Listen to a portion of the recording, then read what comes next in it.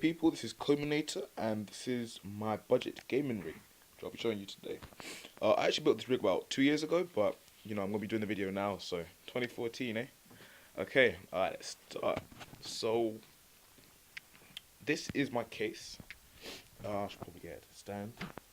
It is the AIO Bohemian 180X case.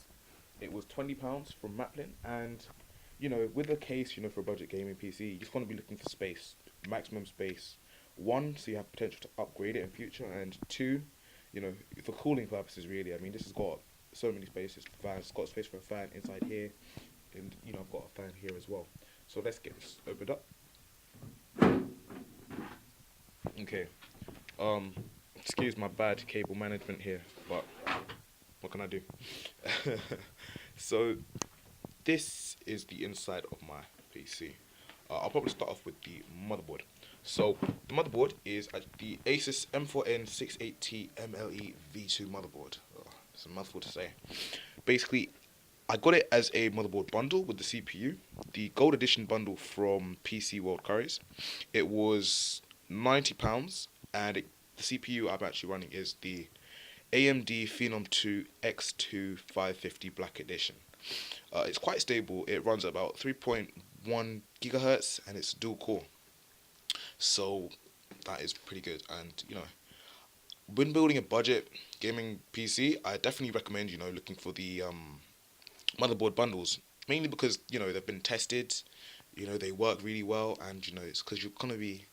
It's a good thing to look out for, especially when building budget. I'll move on to what's directly above it. So I've actually got a different fan, different cooler above the CPU. This is the Arctic Freezer 7 Rev 2. It's basically a massive heatsink with a fan attached to it. I mainly did this because I just wanted to see if I could overclock the CPU, and it also had two cores that I could unlock, potentially making it a quad core, but it didn't work. Okay, moving on to the RAM. I actually had two sticks of PNY RAM. They cost £2 each. So not £2, £20 each. So £40 in total, and I got them from PC World Curries. It doesn't really matter what the brand of the RAM is, whether you get PNY, Kingston, OCZ. It doesn't really matter, I mean, they're pretty much, so long as you have the right amount. Ideally, for a gaming PC, you would like to have 8 gigs of RAM, but hey, it's okay. Moving on, I'll go to the power supply. So the power supply I actually have is the OCZ Stealth Extreme 2. It is 700 watts and got silver 80 plus, which basically means it is 80% efficient. So it's good, I mean, you're probably gonna be thinking 700 watts for a budget gaming PC, what? But I mean, it's delivering the right amount of power to the system, so it's good. It's good. And that was £35 from PC World Curries as well. It was actually on sale. So now I'll move on to the big boy of the system, the graphics card. This is pretty much in any build is going to be the most expensive part. This was £150 from Maplin, and it is the XFX Radeon HD 5770. I really can't put any fault on this. It is just a good graphics card. It's worth good value for money, really. It does everything necessary and more. So I highly recommend this. Okay, moving on now to the hard drives. Now, you have to be savvy about things like this. I mean, literally, at the end of the day, it's a hard drive. It's just going to be storing data. So you can literally go to any sort of second-hand electronics stores, such as I recommend Kex or even any local stores you have, and they're good. I actually bought this again from Maplin, and it was about £60, and it's only 320 gigs. I know, but hey, what can you do? Then I also have one here, which is actually one I pulled from another build. But yeah, this is something I definitely recommend going second hands to get, especially it helps with the budget. Then we also have here, which is the DVD reader. That you can get from a second-hand electronics store for about £10, to be honest. But I got this from my last PC that I had, so didn't really have to spend too much money on it. And it's good. It's good. Okay, now I'll move on to the fan. This is the Antec. This is just an Antec fan. It was £10 actually. but that's because it has this kind of cool three-way kind of speed changer. So you can adjust the speed on it. You can see, so it's low, medium, and then high. I mean, I've not actually used it very much. I usually just keep it on low, but I guess it's a good feature to have. Yeah, I guess now we'll move on to the software side of things. So I got obviously Windows 7. I bought this off of Amazon for about £50. Now a good trick here is, as you can see, it says intended for distribution with refurbished PCs. You can actually buy Windows 7. I don't know if they have it for Windows 8, but I highly recommend going for the software distributions that are for refurbished PCs. Mainly because this is a refurbished PC, so you're going to be getting a good discount. But that's what you need to be doing there. And I'll probably put some gameplay up so you can see how this rig runs. I hope you enjoyed this, and thank you.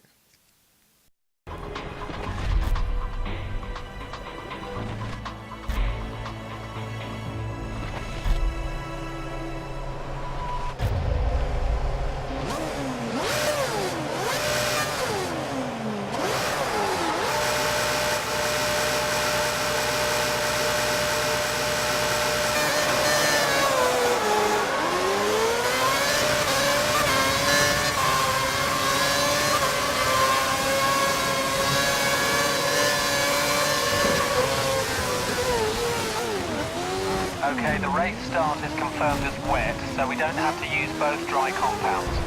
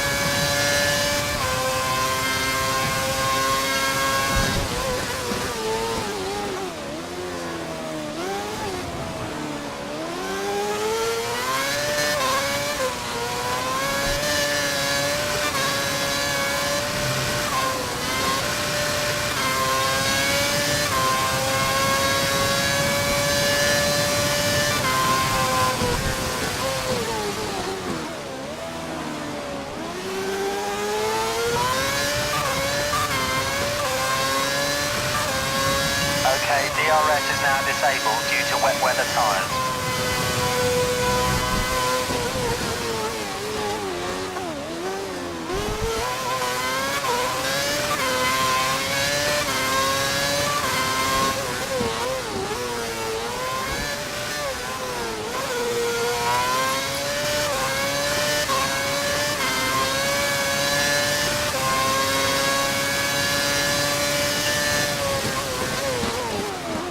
Good pace, keep pushing.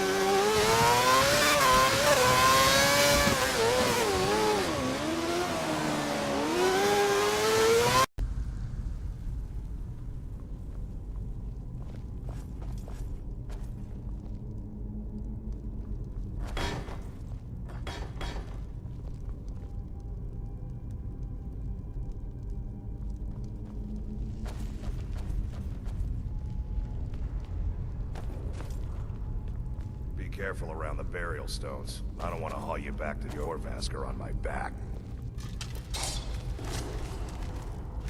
I'm